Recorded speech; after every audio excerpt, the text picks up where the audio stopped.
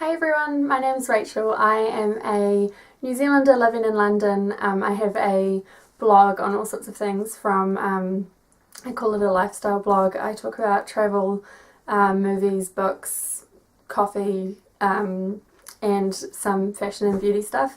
I've recently been trying out doing some YouTube videos. It's not something I'm very good at yet, but it's fun and I'm kind of learning as I go. So I thought I would give another one a go, and this time I thought so that we don't all have to watch my awkward face trying to talk my way through things too much.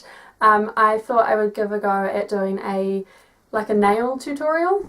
I actually don't have anything on my nails at the moment, but I do always keep my nails long. I really like trying different colours, doing different things, and I've always been really impressed by people that do nail art and go in for that kind of thing. It's not something I'd ever really been very good at, but just recently I tried doing ombre, which is when you use either 2 or 3, as many colours as you want really, and kind of shade in a gradient to go up the nail.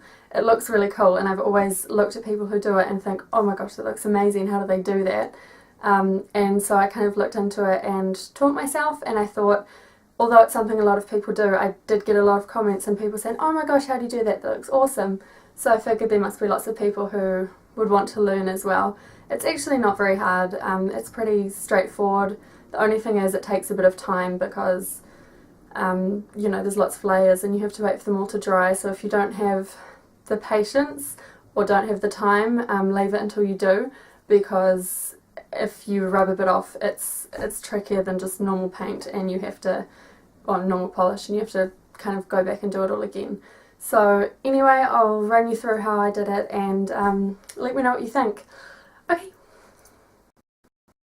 Okay, to start off with, I just want you guys to see what the end result's going to be, just so you know what we're working towards.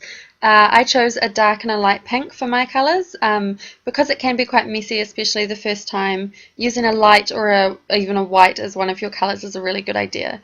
Anyway, why don't I show you what the tools are that we need. First of all, you need a base or a top coat, so just a clear polish. You need a solid white polish. You need craft glue and a brush. I'll explain that in a bit. Then your colour polishes you're going to use, like I said, I used pink, and a beauty sponge. Okay, the first step is just putting on a base coat. You can get different base coats and top coats, but I just have a 2-in-1 from L'Oreal. I don't really think you need to have 2 separate things. But anyway, this just makes the whole process a lot easier and makes everything go on smoother, so I do recommend just doing a base coat to begin with. Step 2 is putting on your white nail polish. For ombre, it's really important to have a solid white base. It just makes the colours pop a lot better and look really, really strong. With white polish, it can be a bit hard. It comes out quite unevenly. Don't be discouraged. I know sometimes when you try something out that you see done, it's really discouraging when you don't get it quite as it looks in the video, but I just want to show you that it does come out blotchy. This is after 1 coat, so just put a second coat on and it's fine. Okay, so once I've done my second white coat, it's time for the craft glue. You need a lid just like this one. I used one from the Collective, a yogurt that I got, which if you haven't tried it, try it. It's the best yogurt in the whole world. Anyway, you just need to put some craft glue onto your lid like this. You can actually buy beauty products for the purpose I'm about to show you, but most people have craft glue in their house, or if not, you can get it from the dollar store. It's really cheap and it does the job just as well. And then you just need a paintbrush, and basically you're just going to paint the skin around your nails.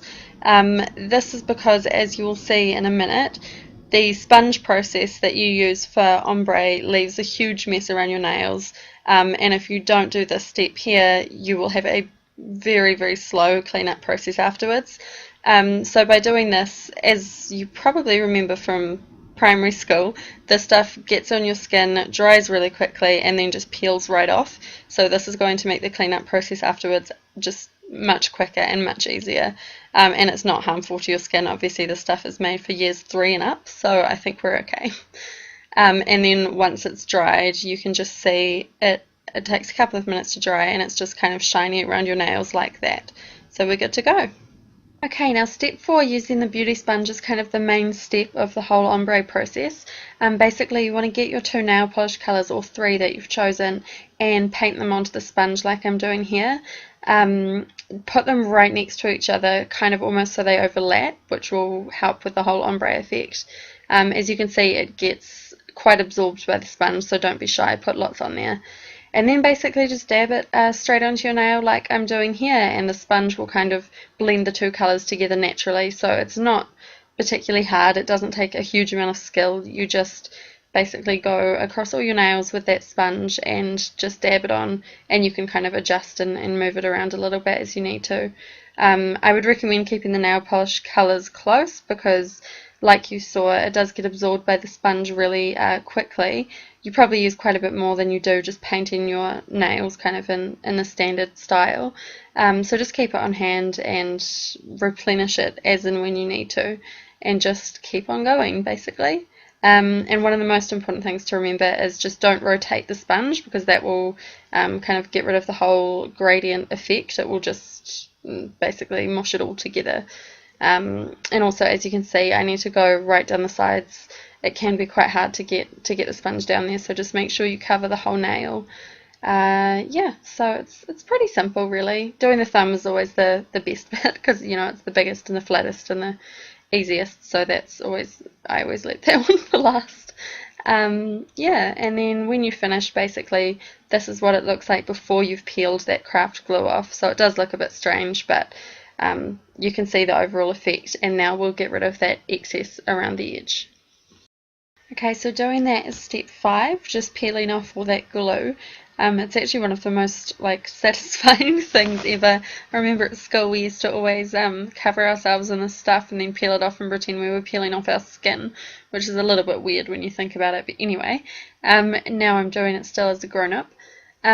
So basically it should come off pretty easily. You just kind of pick at the edge of it like that, and if you're lucky it kind of all comes off in one big piece, which is awesome.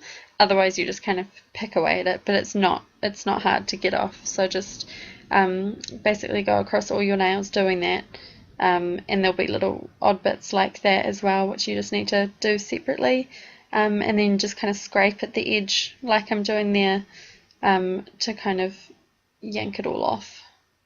And then it just looks instantly better once you have all of that off.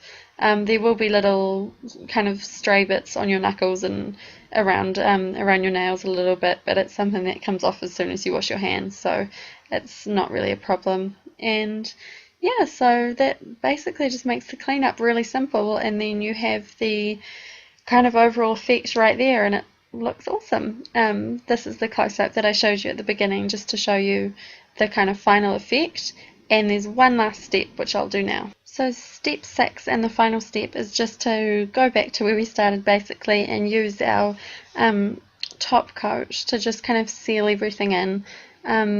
You don't have to, but I really do recommend it. It always makes it last longer for me. I think it's a really good idea, and also with ombre, because of the sponge, it's quite bumpy and quite textured, so I think that just sealing it in, it smooths it out, and it just makes it all kind of finished and really shiny, and it looks really awesome when you use the top coat at the end.